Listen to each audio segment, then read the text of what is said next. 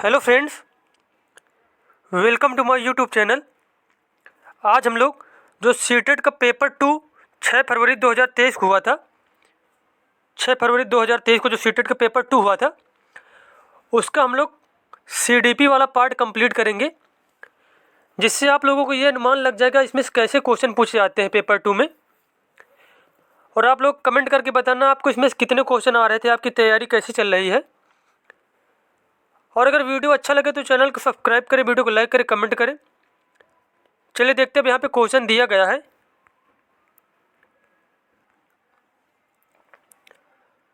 अब यहाँ पे पहला क्वेश्चन दिया गया है, एक बच्चे की वृद्धि और विकास निम्नलिखित में से कौन से कारकों द्वारा प्रभावित होती है?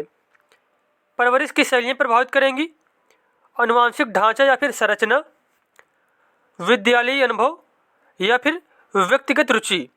तो पूछा गया है कि वृद्धि और विकास को इनमें से कौन कौन सी चीज़ें प्रभावित करेंगी। तो इसका आंसर हो जाएगा डी नंबर। यहाँ पे फर्स्ट, सेकंड, थर्ड, फोर्थ।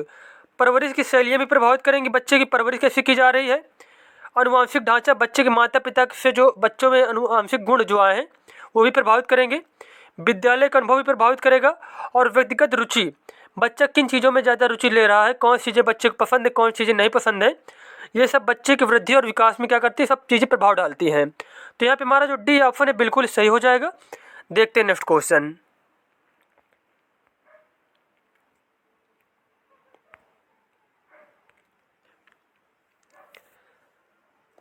अब आपसे यहाँ पे दूसरा क्वेश्चन पूछा गया है, बच्चों में विकासात्मक परिवर्तन। बच्चों में विकासात्मक परिवर्तन जो होते हैं वह वंशानुगत और पर्यावरणीय कारकों के बीच एक जटिल अंतःक्रिया है। जब बच्चों का विकास होता है तो उसमें से क्या है कि बच्चों के जो वंशानुक्रम है, जो वंशानुगत जो उनको गुण मिलते हैं, और उसके बाद बच्चे का पर्यावरण कैसा, माहौल कैसा, बच्चे कैसे माहौल में रह रहा है, तो ये सारी चीज़ें उसमें बहुत ज़्यादा प्रभाव डालती हैं। तो यहाँ पे सी ऑप्शन जो है बिल्कुल सही हो जाएगा। उसके बाद देखते हैं हम लोग अगला क्वेश्चन।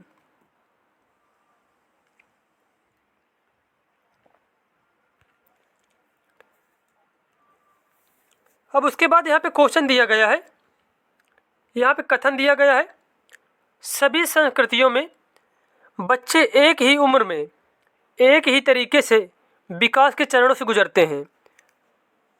तो ये तो बिल्कुल ही गलत दिया गया है। ये कथन जो है कि सभी संस्कृतियों में बच्चे एक ही उम्र में एक ही तरीके से विकास के चरणों से गुजरते हैं, तो ये बिल्कुल गलत दिया गया, क्योंकि बच्चे जो होते हैं अलग अलग उम्र में अलग अलग तरीक़ों से अलग अलग चरणों से गुजरते हैं। प्रत्येक जो अवस्था होती है बच्चे की, प्रत्येक जो क्या है बच्चे की एज होती है, तो सभी अवस्था के अलग अलग गुण होते हैं, अलग अलग क्वालिटी होती है बच्चे की। तो ये ऑप्शन बिल्कुल ही गलत दिया गया है। उसके बाद तर्क दिया गया यहाँ पे, बचपन सार्वभौमिक और एक आयामी होता है। तो ये तर्क भी बिल्कुल ही गलत दिया गया है कि जो बचपन होता है ये सार्वभौमिक तो होता है, लेकिन एक आयामी जहाँ पे बताया गया है तो यहाँ पे बहुआयामी होता है। बचपन बच्चों का क्या होता है, सार्वभौमिक और बहुआयामी होता है। तो यहाँ पे कथन और तर्क दोनों ही गलत दिए गए हैं। तो अब इस क्वेश्चन के अनुसार यहाँ पे जो ऑप्शन दिए गए हैं, तो इसमें इनमें से जो हमारा डी ऑप्शन है, बोथ ए और आर दोनों गलत हैं। A and R false. तो ये क्या, दोनों ही ऑप्शन यहाँ पे बिल्कुल ही गलत दिए गए हैं।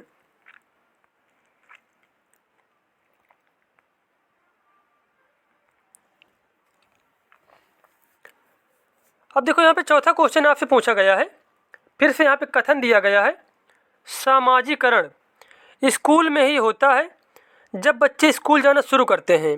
तो ये ऑप्शन बिल्कुल ही गलत दिया गया है, क्योंकि जो सामाजिकरण बच्चे को होता है, सबसे पहले तो बच्चे के परिवार में सामाजिकरण होता है।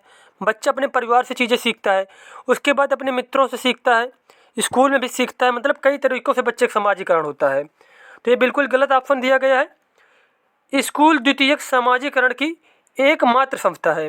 तो ये भी ऑप्शन क्या है, बिल्कुल ही गलत हो जाएगा, क्योंकि यहाँ पे दिया गया एकमात्र संस्था जो है स्कूल ही नहीं है। बच्चा जो है कई जगहों से सामाजिकरण होता है, बच्चे के मित्रों के द्वारा होता है, बच्चा कौन से परिवेश में रह रहा है, बच्चे के परिवार के सदस्य कैसे हैं, तो इन सब के द्वारा सामाजिकरण क्या होता है, बच्चे को होता है। केवल एकमात्र स्कूल ही नहीं सामाजिकरण के लिए। तो ये भी ऑप्शन यहाँ पे बिल्कुल ही गलत दिया गया है। ये जो कथन और तर्क दोनों ही गलत दिए गए हैं।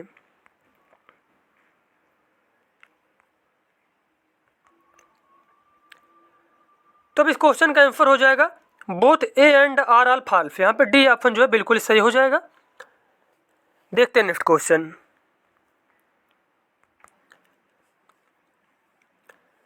अब यहाँ पे क्वेश्चन दिया गया है, सीमा अपनी मम्मी की आज्ञा के बिना रसोई से मिठाई खाने में डरती है।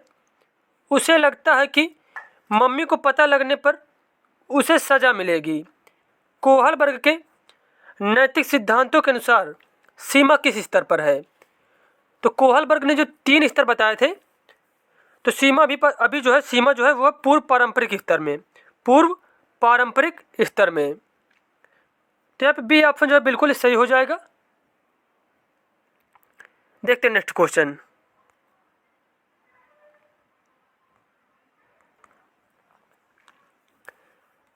अब आपसे क्वेश्चन पूछा गया है, जीन पियाजे के अनुसार संज्ञानात्मक विकास किस प्रक्रिया द्वारा सुगम होता है? तो जीन पियाजे के अनुसार जो संज्ञानात्मक विकास होता है वह किसके द्वारा आसान होता है? अनुकूलन के द्वारा। किसके द्वारा? अनुकूलन के द्वारा सुगम होता है।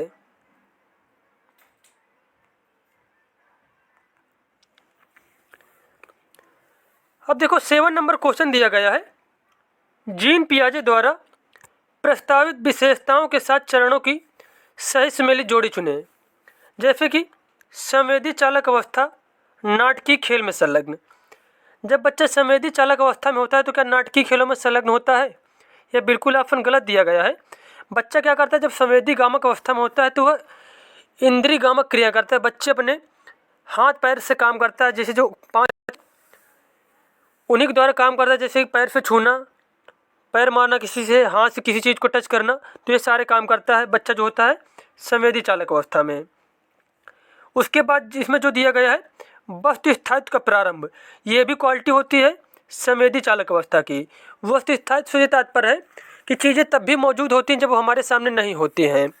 तो ये क्वालिटी भी जो पाई जाती है वस्तु स्थायित्व की, ये भी होती है संवेदी चालक अवस्था की। उसके बाद अगला ऑप्शन दिया गया है, क्रियाओं को मानसिक तौर पर परिवर्तन में सक्षम होता है मूर्त संक्रियात्मक अवस्था में, ये भी बिल्कुल गलत दिया गया है।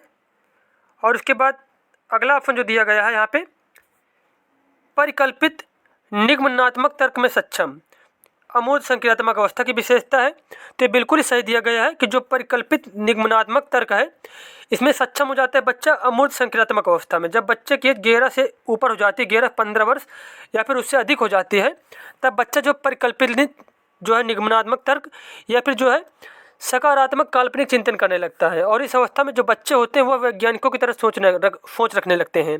तो ये सारे पॉइंट जो हैं ये है अमूर्त संक्रियात्मक अवस्था के। तो यहाँ पे डी ऑप्शन जो है बिल्कुल ही सही हो जाएगा।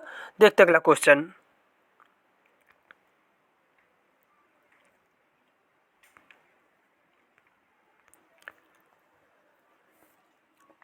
अब यहाँ पे क्वेश्चन दिया गया है, लेव वाइगोत्स्की के अनुसार बच्चों को सीखने में सक्षम बनाने के लिए इनमें से कौन से कारक की महत्वपूर्ण भूमिका है? तो लेव वाइगोत्स्की के अनुसार बच्चे को सीखने में जो सक्षम बनाने के लिए इनमें से सबसे ज़्यादा महत्वपूर्ण कारक है वह है संवाद, एक दूसरे से बातें करना, संवाद।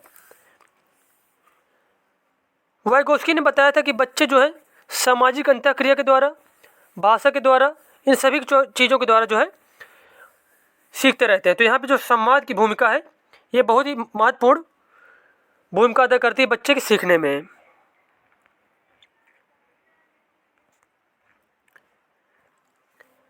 अब यहाँ पे नेक्स्ट क्वेश्चन दिया गया है, निम्न में से किस मनोवैज्ञानिक ने प्रतिपादित किया कि अंतःक्रिया की बच्चे के भाषिक विकास में बहुत महत्वपूर्ण भूमिका है? तो अंतःक्रिया की जब बच्चे एक दूसरे से इंटरेक्ट करते हैं, बातें करते हैं, तो जो अंतःक्रिया की महत्वपूर्ण भूमिका के बारे में बताया था, ये बताया था लेव वाइगोत्स्की ने। लेव वाइगोत्स्की ने।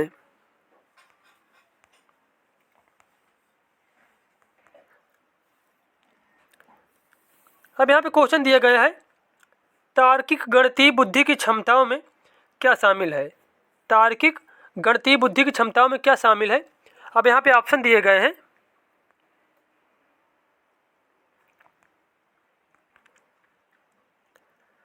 पहला ऑप्शन है छवियों में हेर फेर, ग्राफिक कौशल और स्थानिक तर्क, कुछ भी जिसमें 2 से अधिक आयाम शामिल होंगे।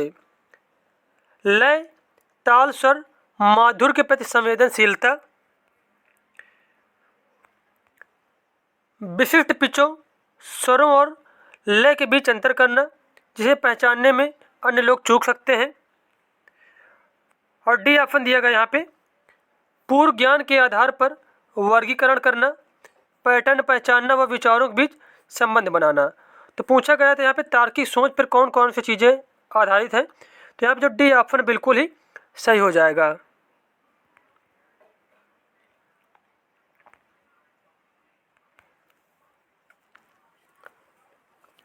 अब यहाँ पे नेक्स्ट क्वेश्चन दिया गया है, किशोरों की जेंडर भूमिकाओं व रूढ़िवादियों के प्रति दृष्टिकोण और मूल्यों को निर्धारित करने में विज्ञापन और फिल्में एक बड़ा प्रभाव डालती हैं।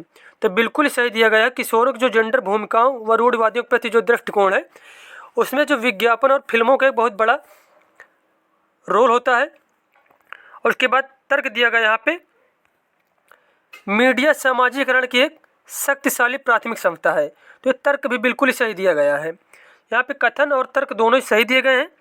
अब ऑप्शन आपको जो दिए गए हैं, तो यहाँ पे पहला ऑप्शन है ए और आर दोनों सही हैं, ए की आर सही व्याख्या करता है। तो यहाँ पे पहला ऑप्शन बिल्कुल सही हो जाएगा कि दोनों ऑप्शन सही दिए गए हैं, और जो यहाँ पे तर्क दिया गया है वो कथन जो ए दिया गया है उसकी सही से व्याख्या करता है।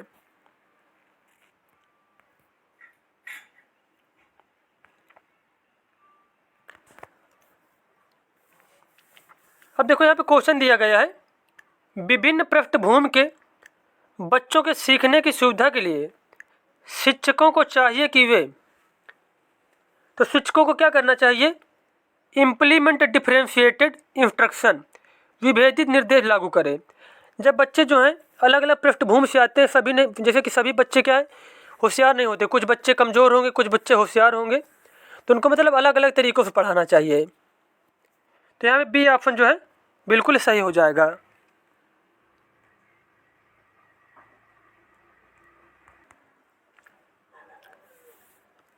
अब देखो यहाँ पे दिया गया है आकलन।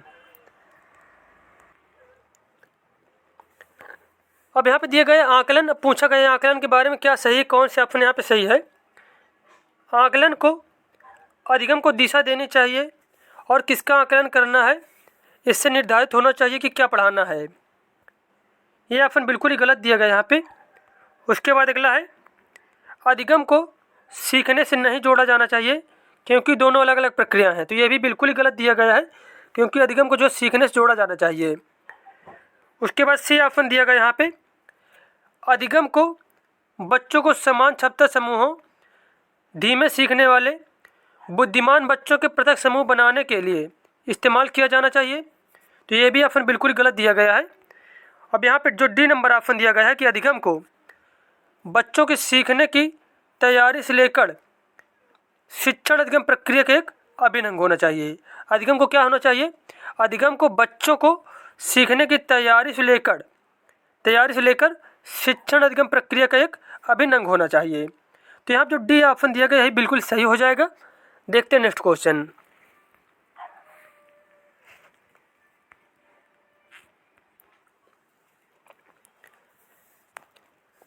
अब आपसे क्वेश्चन पूछा गया है, एक प्रगतिशील कक्षा में सीखना क्या है। तो एक प्रगतिशील कक्षा में सीखना क्या है, सक्रिय और सामाजिक है। सक्रिय और सामाजिक है।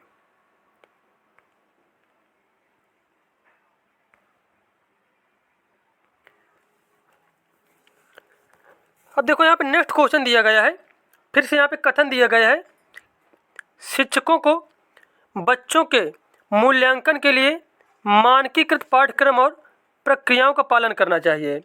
तो ये ऑप्शन क्या बिल्कुल ही गलत दिया गया है। मानकीकृत मतलब एक ही मानक के आधार पर सभी बच्चों को नहीं पढ़ाया जा सकता है। अब जैसे कोई क्वेश्चन बताया जा रहा है तो किसी बच्चे को एक ही बार में समझ में आ जाएगा और किसी को बार बार समझाने पर भी नहीं समझ में आता। तो एक मानक के अनुसार नहीं पढ़ाया जा सकता, क्योंकि बच्चे जो हैं अलग अलग जो है, बच्चों में विभिन्नताएं होती हैं, अलग अलग तरीक़ों से बच्चे सीखते हैं, कोई जल्दी सीखता है, कोई धीमे सीखता है। तो ये कथन बिल्कुल ही गलत दिया गया है। और उसके बाद जो यहाँ पे तर्क दिया गया है, समावेशी शिक्षा का उद्देश्य मतभेदों को खारिज कर सभी को समान बनाने की दिशा में काम करना है। तो ये भी ऑप्शन बिल्कुल ही गलत दिया गया है, क्योंकि मतभेदों को खारिज करना वो तो बात सही है, लेकिन क्या सभी को समान नहीं बनाया जा सकता है। अलग अलग जो है विशेषताएं होती हैं बच्चों की, किसी में IQ लेवल ज़्यादा है, किसी में कम है। तो ये क्या बिल्कुल, ये भी ऑप्शन बिल्कुल गलत दिया गया है।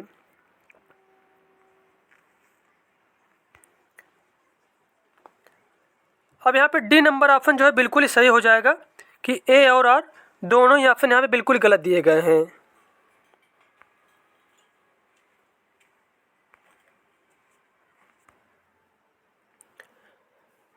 अब यहाँ पे 16 नंबर क्वेश्चन दिया गया है, जब विशिष्ट आवश्यकता वाले बच्चे एक समावेशी कक्षा में प्रवेश लेते हैं तो निम्न में से कौन सा कथन सही है।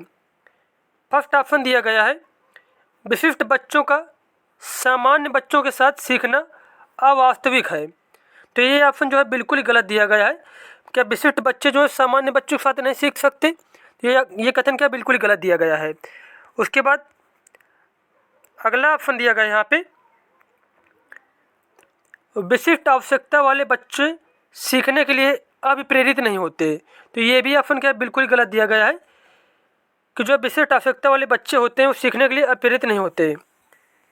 उसके बाद नेक्स्ट ऑप्शन यहाँ पे दिया गया है, शिक्षकों को शिक्षण की पद्धतियों में बदलाव की आवश्यकता है। मतलब जो विशिष्ट आवश्यकता वाले बच्चे हैं उनके लिए जो है शिक्षकों को शिक्षण की पद्धतियों में बदलाव की आवश्यकता है। इससे सभी बच्चों के साथ कार्य करने की क्षमता व अलग अलग दृष्टिकोण को तुल्य करने के कौशल सुदृढ़ होते हैं, मतलब मजबूत होते हैं। तो यहाँ जो थर्ड ऑप्शन है और फोर्थ ऑप्शन ये दोनों यहाँ पे सही दिए गए हैं। तो इस क्वेश्चन के अनुसार यहाँ पे जो आंसर हो जाएगा, यहाँ पे बी नंबर ऑप्शन जो बिल्कुल ही सही हो जाएगा, थर्ड एंड फोर्थ नंबर।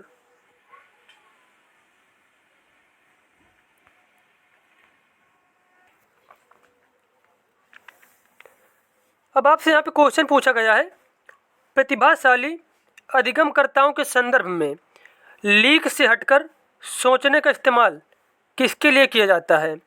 तो प्रतिभाशाली अधिगमकर्ताओं में जो है लीक से हटकर सोचने का इस्तेमाल जो किया जाता है अपसारी सोच के लिए, किसके लिए? अपसारी सोच के लिए किया जाता है।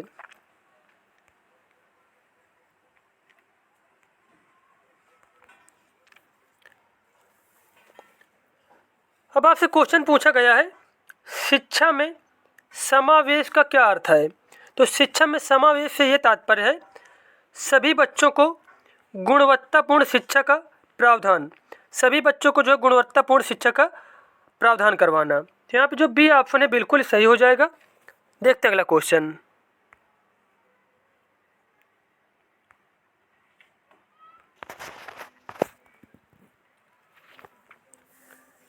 अब यहाँ पे क्वेश्चन दिया गया है, पठन वैकल्य मुख्यतः किसमें चुनौतियों से संबंधित है।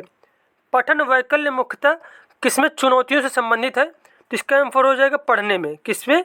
पढ़ने में।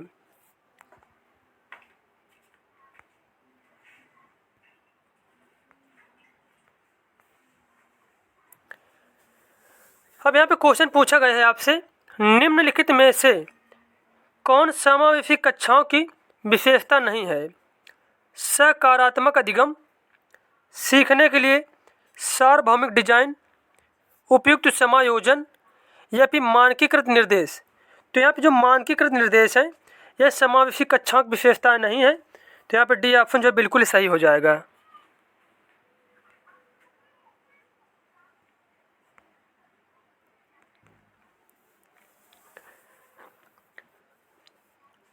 माध्यमिक स्कूलों में शिक्षकों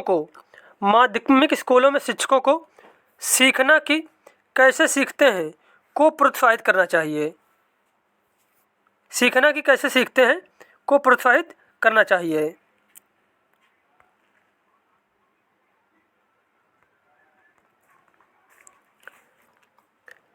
अधिगम के सामाजिक सांस्कृतिक सिद्धांत जानकारी के स्मरण पर जोर देते हैं, प्रमुख रूप से शिक्षक के निर्देशक की भूमिका पर जोर देते हैं।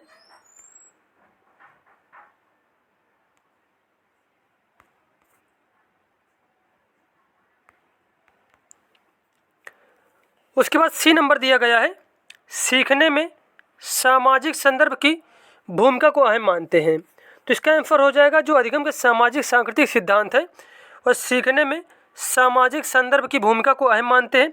यही ऑप्शन जो बिल्कुल ही सही हो जाएगा।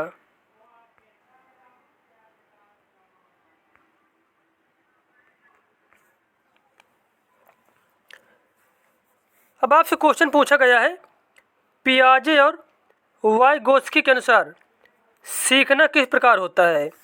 तो पियाजे और वाइगोत्स्की के अनुसार जो सीखना है वह होता है अधिगमकर्ताओं की सक्रिय भागीदारी द्वारा। अधिगमकर्ताओं की सक्रिय भागीदारी द्वारा।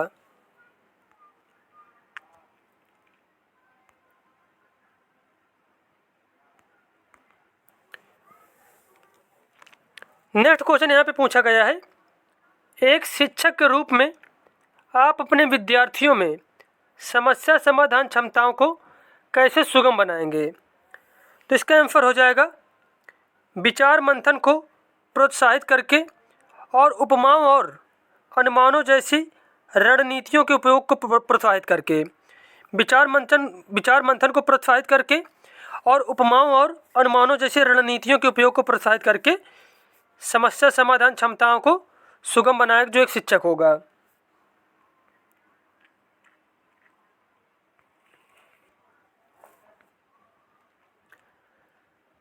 जब विद्यार्थी की भावना का अनुभव करते हैं तब उनके सीखने पर सकारात्मक प्रभाव पड़ने की संभावना है। तो इसका आंसर हो जाएगा जब विद्यार्थी संतुष्टि की भावना का अनुभव करते हैं तब उनके सीखने पर सकारात्मक प्रभाव पड़ने की संभावना होती है।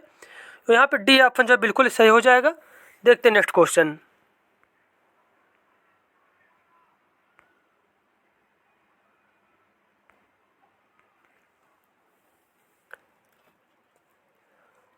अब यहाँ पे क्वेश्चन दिया गया है, अपने पूर्व ज्ञान के आधार पर बच्चों के सहज अनुमान लगाने को किया जाना चाहिए। तो अपने पूर्व ज्ञान के आधार पर बच्चे जो अनुमान लगाते हैं उसका क्या करना चाहिए, सुसाधित करना चाहिए, उसको सुसाधित किया जाना चाहिए।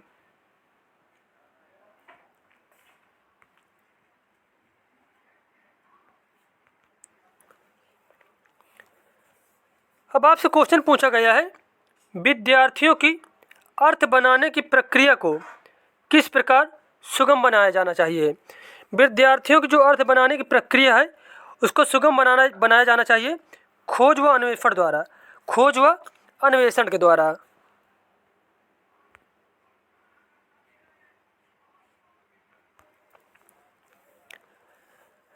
अब आपसे क्वेश्चन पूछा गया है, समस्या समाधान की प्रभावशाली रणनीति नहीं है प्रकार्यात्मक आबाध्यता, पश्चगामी कार्यकारी युक्ति, स्वानुभाविक या फिर कलन विधि। तो यहाँ जो समस्या समाधान की प्रभावशाली रणनीति नहीं है तो वह है प्रकार्यात्मक आबाध्यता। प्रकार्यात्मक आबाध्यता।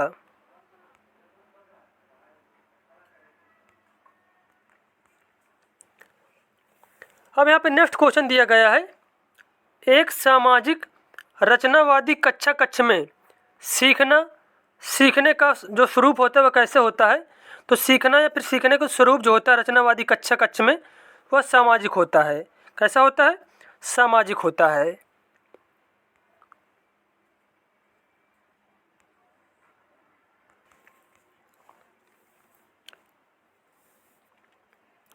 अब यहाँ पे 30 नंबर और लास्ट क्वेश्चन दिया गया है, निम्न में से कौन सा कारक बच्चों की विफलताओं के लिए जिम्मेदार है।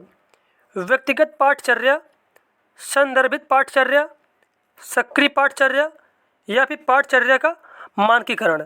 तो बच्चों के विफलताओं के लिए जो जिम्मेदार है वह पाठचर्या का मानकीकरण।